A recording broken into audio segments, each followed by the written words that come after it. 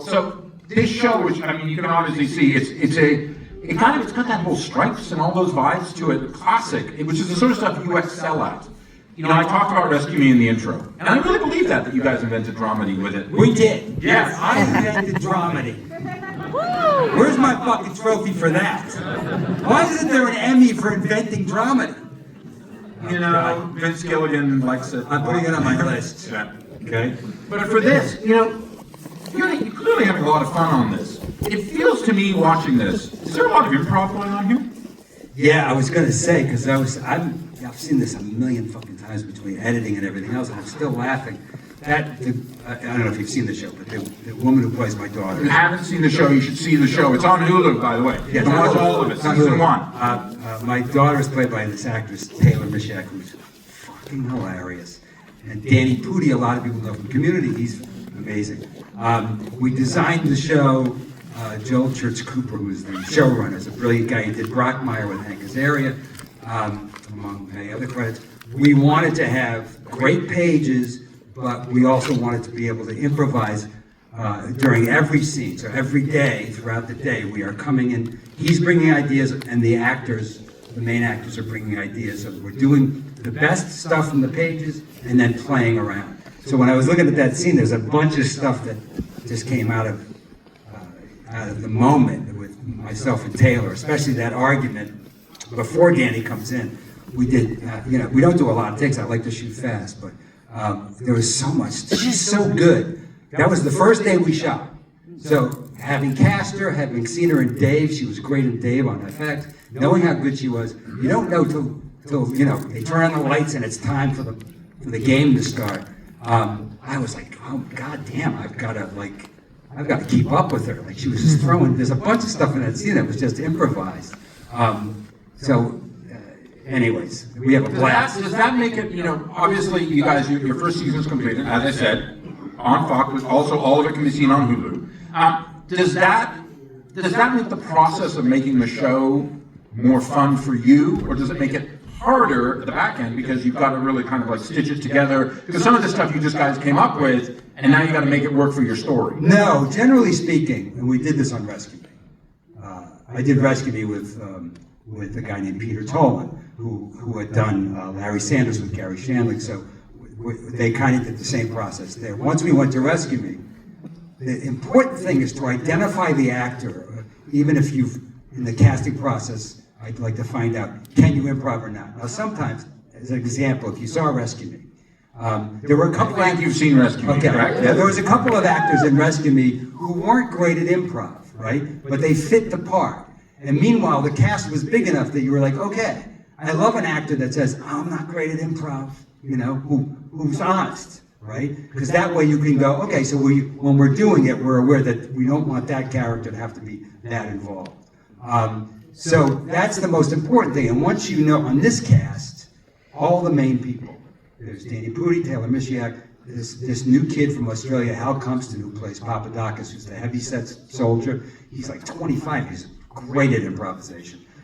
Lacey Mosley, who was in that scene briefly. Everybody. And of course, you have Catherine Tate and the great Joe Morton. And Catherine Tate and Joe Morton. I mean, don't even get me started with those two. Everybody was capable of improvising, and I don't mean just sort of like masturbating improvisation.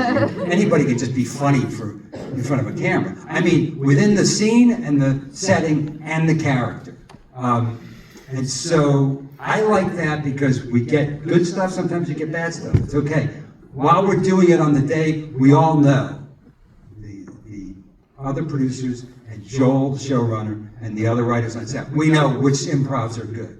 So even before we get to editing, we can identify, this was great, this part sucks, this part was good, and we also know within rehearsal in the first take, it's like we shoot the rehearsal, we know which parts of it are working. Now Taylor says here in the clip we saw, she refers to her father, your character, the Colonel, as a great American war hero who basically shot his mouth off to the Joint Chiefs of Staff and has been relegated to the smallest and probably least appreciated American Air Force, American military base in the world, which says a lot unto itself. I remember once interviewing someone who made was in superhero movies. Actually, I'll just say Robert Downey Jr. And whatever, you know. Talk about funny. But he told me, he said, one of the things about those movies is if you put the outfit on, Yes. you kind of get in it. Yeah. Is that true for something like this for you when you put on the outfit and all the medals? Yeah, well, anything. I mean, once you put, I know most actors are like this in film and television, like even in the theater. Like once I'm a big prop guy. There's certain props even that the audience will never see that I want my character to have with him. Like what? Well, in this case, for instance, there was a challenge coin, a specific challenge coin that I wanted made that comes from my character's background, back when he was winning medals fighting in Afghanistan and Iraq. I wanted that in my pocket. The audience in season 1 never saw it, but my character would have that with him every day. So I always have something like that, or a ring, and so like in Rescue Me, you're in uniform, right, in that show. When you put on the bunker gear, right, even as much training as you've done for the part, whatever, the day that you put it on, and we're shooting, like, you better look like a motherfucking firefighter, you know what I mean? And that show, we had real firefighters on set. We had real soldiers here. We shot part of the show on a real Irish Army base. Like, we're surrounded. They're over there drilling for real, with real weapons and tanks and everything, and we're over here pretending to drive the tanks. And so I think that to me, it's important. I think it's great for these actors as well. We hopefully look like soldiers, but you certainly sound like one barking at everyone. yeah. Well, but that's your brand, right? Yeah, and also that's what I loved about. I developed this script. My company developed it with Joel, and I wasn't set to play him. And Joel wrote 2 scripts from the idea. This is based on a real army base. Yeah. This base existed in the Netherlands and was shut down because of the black market, because prostitution and drugs are legal in the Netherlands. So they had a problem on the American base there. This particular base was in charge of laundry for the other 32 NATO bases, and cheese delivery and wine. And because is that why we all sign up to fight? Exactly, right? Exactly, right? So they had to shut it down because there was some prostitution and some other things being sold on the base. Yeah, so they shut it down. The base that this is based on has a big bunch of barbed wire and fencing around it. And they built a new base about 4 miles away, which now has the same problems.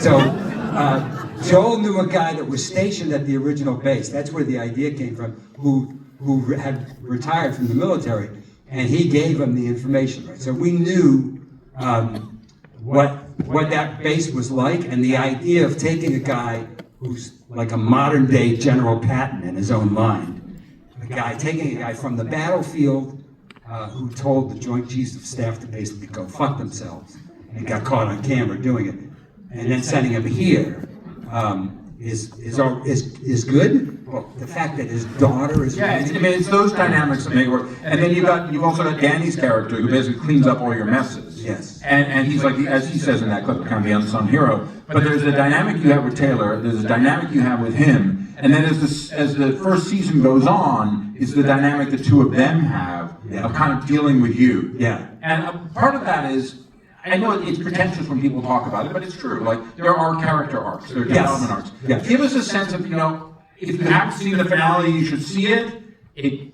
I'll use the word cliffhanger because I can't think of another word, but there is a cliffhanger. Like, what's going to happen out of this, right?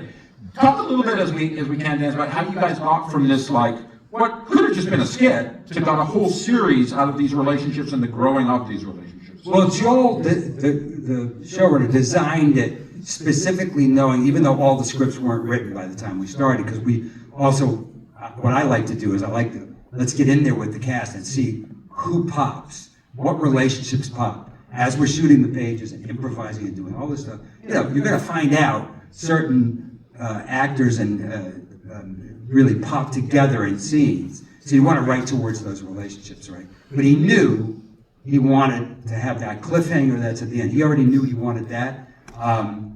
And then, like Hal Cumpston, who we cast as the rebellious, overweight soldier, like, we saw something in his audition where we went, oh my God, who is this kid? And when we brought him in, he's the youngest guy there.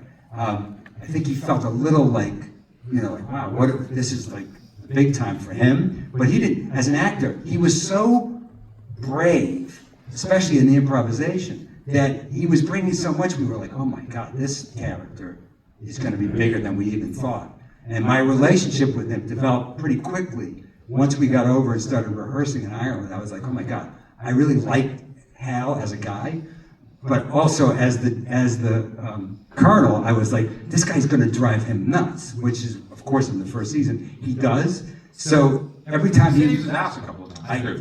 Yes. But when I was improvising with him, I never knew what the fuck he was going to say. So it was, there's so many outtakes of me improvising with him, and I just lose it. You talked a little bit, and we really appreciate